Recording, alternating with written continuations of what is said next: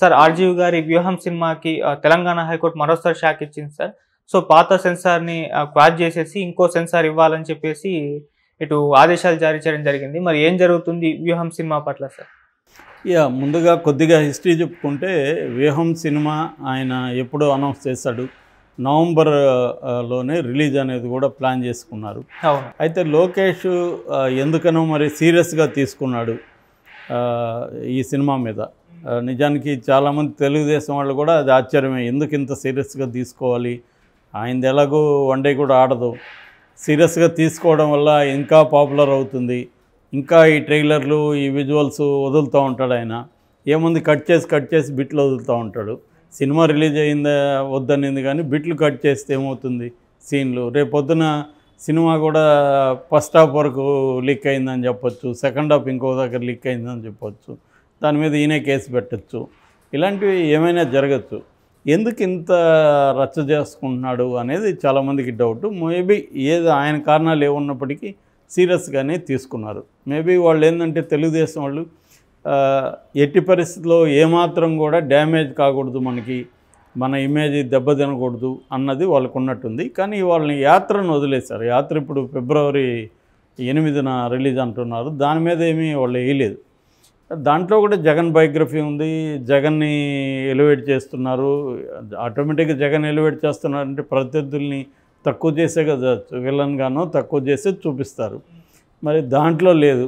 అంటే ఒక కారణం ఏంటంటే ఈయన చంద్రబాబుని పోలిన మనిషిని పెట్టడం, పవన్ కళ్యాణ్ పోలిన మనిషిని పెట్టడం, ఇటు లోకేష్కి ఆప్ట్గా ఉండే క్యారెక్టర్ని పెట్టడం, వీటి వల్ల కొంత ఇబ్బంది ఉండొచ్చు.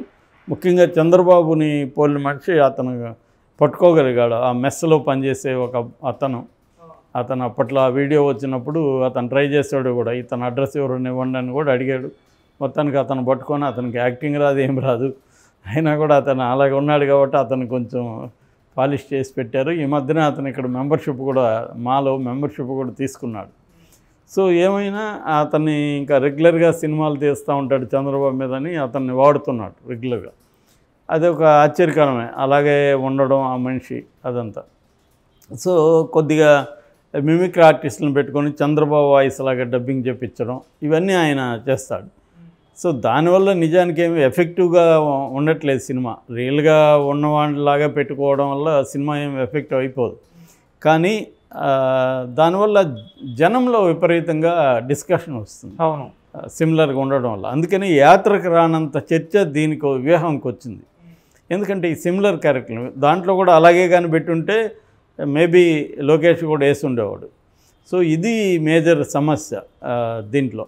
రెండోది ఆ క్యారెక్టర్ల డైలాగులు కానీ ట్రైలర్లో వచ్చింది కానీ టీజర్లో వచ్చింది, ఇవన్నీ చూస్తే పవన్ కళ్యాణ్, ఈయన చంద్రబాబు, లోకేష్ వీళ్ళందరూ విలన్లు అయినట్టు, జగన్ హీరో అయినట్టుగానే ఆయన చూపించాడు. అది ఓపెన్గా కూడా ఆయన చెప్పాడు. సో ఆ రకంగా ఆయన పర్సనల్గా తీసుకున్నట్టు కనబడుతుంది. అందుకని ఫస్ట్ సెన్సార్ వాళ్ళకి రాశారు. కానీ సెన్సార్లో అది కూడా విచిత్రమే, ఎప్పుడు జరగదు. సెన్సార్ బోర్డు ఏం చేస్తుందంటే కట్స్ ఇచ్చేసి ఇస్తుంది, ఏ సర్టిఫికేటో ఏదో ఇస్తుంది. అప్పుడు ప్రొడ్యూసరు, డైరెక్టర్లు ఏం చేస్తారంటే రివైజింగ్ కమిటీకి వెళ్తారు. అప్పుడు రివైజింగ్ కమిటీలో అది చూస్తారు వాళ్ళు. కానీ ఇక్కడ ఏం జరిగింది, వీళ్ళు సెన్సార్ బోర్డే రివైజింగ్ కమిటీకి ఇచ్చేసింది. అంటే ఎందుకు ఈ గొడవ, ఈ వాదం అన్నకి వాళ్ళు చేతులు ఎత్తేస్తారు. దాంతో రీజనల్ సెన్సార్ బోర్డు అంటే మిగతా రాష్ట్ర సభ్యులు కూడా దాన్ని చూశారు. నాగభరణ లాంటి కన్నడ మంచి డైరెక్టర్ ఆయన, అలాంటి వాళ్ళు కూడా ఆ మెంబర్షిప్లో ఉన్నారు, మెంబర్లలో. సో వాళ్ళు చూసి వాళ్ళకి ఓవరాల్గా ఇదేమి పెద్ద అబ్జెక్షనబుల్గా కనబడలేదు వాళ్ళకి. మామూలుగా సినిమాటిక్గా చూసుకున్నప్పుడు వాళ్ళకి ఏంటంటే రియల్గా ఏంటి ఇదంతా వాళ్ళకి అనవసరం కదా, ఒక సినిమాగా ఇదేముంది. అట్లాగే డిస్క్లైమర్ వేశాడు, ఇది ఎవరిని ఉద్దేశించి తీయలేదని. ఇవి వాళ్ళు వదిలేశారు. నిజానికి ఇదేం కొత్త కాదు, ఇండియాలో అనేక సినిమాలు ఉన్నాయి. యాక్సిడెంట్లు ప్రైమ్ మినిస్టర్ అని మన్మోహన్ సింగ్ లాగే ఉండే అతను పెట్టి తీయలేదా, ఇందిరాగాంధీ లాగే పెట్టి ఎమర్జెన్సీ తీయలేదా, ఇప్పుడు వాజ్పేయి మీద సినిమా వస్తుంది. మనకి చాలా ఉన్నాయి. ఎన్టీఆర్ పీరియడ్లో 6 డజన్ సినిమాలు కృష్ణనే తీశాడు ఎన్టీఆర్ లాగా పెట్టి. నిజానికి ఎన్టీఆర్ ఆయన సెన్సార్ బోర్డుకినే కొట్లాడిన వ్యక్తి చాలా సినిమాలలో. సో అందుకని ఆయన కూడా దాన్ని ఏమి పట్టించుకోలేదు ఆ సినిమాని. సో అలాగా ఉన్న ఇది నాకు తెలిసి ఫస్ట్ టైం ఇలాగా ఒక సినిమాని కోర్టు రిజెక్ట్ చేసి సెన్సార్ బోర్డు సర్టిఫికేట్ని రిజెక్ట్ చేసి మళ్ళీ చూడమన్నాం. ఇప్పుడు మళ్ళీ చూసి అదే సెన్సార్ బోర్డు నాకు ఉండే డౌట్ ఏమంటే ఈయన కోర్టు మళ్ళీ చూడమనింది తప్ప మళ్ళీ చూసి ఏం చేయాలో చెప్పలే. మళ్ళీ చూసి మళ్ళీ ఇస్తారు సేమ్ సర్టిఫికేటు. అప్పుడేం చేస్తుంది కోర్టు?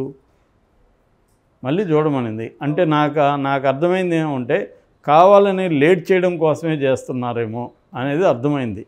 అంటే ఒక కామన్ మ్యాన్గా ఆలోచించినప్పుడు దీని వెనక లాజిక్ ఏమి కనబడలే నాకు. అంటే ఇది నాకు తెలిసి అయితే ఫస్ట్ టైం కోర్టు మళ్ళీ సెన్సార్ సర్టిఫికేట్ని రద్దు చేసి మళ్ళీ సెన్సార్ బోర్డు చూసి మళ్ళీ చెప్పమనడం అనేది నాకు తెలిసి నేనైతే ఎప్పుడు వినలేదు. జరిగిందేమో గతంలో తెలియదు నాకు. నేనైతే ఎప్పుడూ వినలేదు. ఇది ఒక విచిత్రమైన కేసు అని చెప్పట్టు. అట్లాంటప్పుడు సెన్సార్ బోర్డు ఎందుకు? ఇంకా సెన్సార్ బోర్డుని పక్కన పడేసి కోర్టులే ఇది చేయొచ్చు కదా. సో సెన్సార్ బోర్డు ఏంటంటే దానికి ఒక స్వయం ప్రతిపత్తి ఉంది. ఆ సెన్సార్ బోర్డు మేము చూస్తారు. ఒక కానప్పుడు కోర్టుకి వెళ్ళినప్పుడు కోర్టులు సుప్రీంకోర్టు కూడా చాలాసార్లు సెన్సార్ బోర్డు ఇచ్చినాక మేము కలుగు చేసుకోమని చెప్పింది తప్ప ఎప్పుడో రేరెస్ట్ కేసుల్లో సుప్రీంకోర్టు కూడా సుప్రీంకోర్టు కానీ హైకోర్టు కానీ ఆ సినిమాని చూడడానికి ఒక కమిటీని వేయడం అలాంటివి జరుగున్నాయి గతంలో. కానీ ఇలాగా సెన్సార్ బోర్డు సర్టిఫికేట్ని రద్దు చేసి మళ్ళీ సెన్సార్ బోర్డుని చూడమని చేయడం అనేది కొంత విచిత్రంగా అయితే ఉంది. ఎందుకంటే దీనివల్ల ఒక బ్యాడ్ ప్రెసిడెంట్ ఏర్పడుతుంది. అదేంటంటే రేపు నాకు నచ్చని సినిమా ఎవరు తీసినా మళ్ళీ నేను కోర్టుకు వెళ్ళి ఇలా చేశాననుకో అప్పుడు ఇది ప్రాబ్లం అవుతుంది. మరి ఇది ఏం జరుగుతుందనేది ఇది విచిత్రమైన కేసే. అంటే మేబీ నాకు తెలిసి వీళ్ళు ఖచ్చితంగా సుప్రీంకోర్టుకి వెళ్తారు.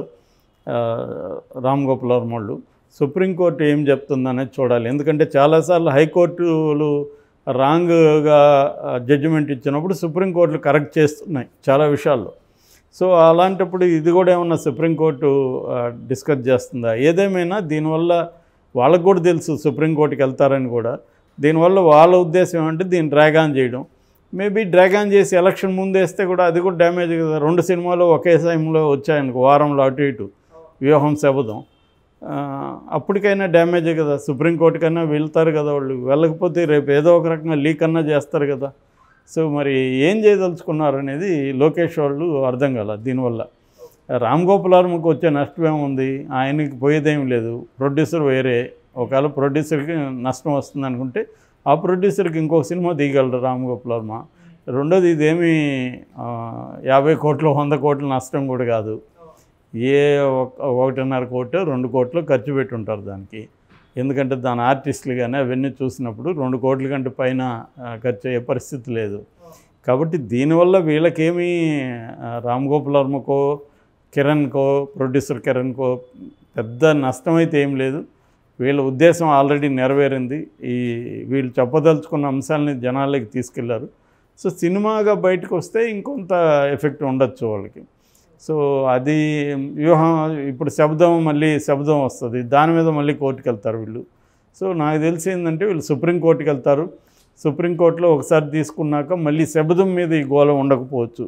ఎందుకంటే సుప్రీంకోర్టు ఇచ్చేసింది కాబట్టి హైకోర్టులు కూడా అప్పుడు ఇచ్చేవి.